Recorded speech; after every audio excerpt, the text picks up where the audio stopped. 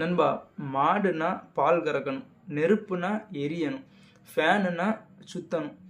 இது உயிரற்ற பொருள்களுக்கு, அந்த ஐந்தறிவு ஜீவன்களுக்கு இதுதான் பண்பு நலங்கள் அப்படின்னு சொல்லிட்டு ஒரு கட்டமைப்பு உண்டுச்சு. எப்படின்னா, இப்போ இந்த ஃபேனு சுத்தலைன்னு வைங்களேன், நம்ம இதை கலத்தி தூர போட்டுருவோம், இல்லைன்னா இதை ரிப்பேர் பண்ணி மறுபடியும் சுத்த வைப்போம். இது எப்படின்னா, இது கட்டாயம். இதை விட்டா இதுக்கு வேற வழியே இல்லை.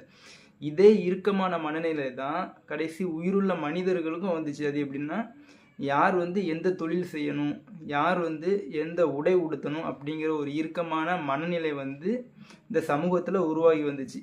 அது இதுதான் இந்த வர்ணாசிரமும் ஜாதியும் உருவாக காரணமாக இருந்துச்சு. அது எப்படின்னா, யார் நாட்டை ஆளணும், யார் போர் புரியணும், யார் சேவகம் செய்யணும் அப்படிங்கிற ஒரு இறுக்கமான மனநிலை சமூகத்தில் உருவாச்சு. இதை தான் பிறப்பின் அடிப்படையில் பேதம் கற்பிப்பது அப்படிங்கிற ஒரு மனநிலை, ஒரு நோய் அப்படின்னு சொல்கிறாங்க.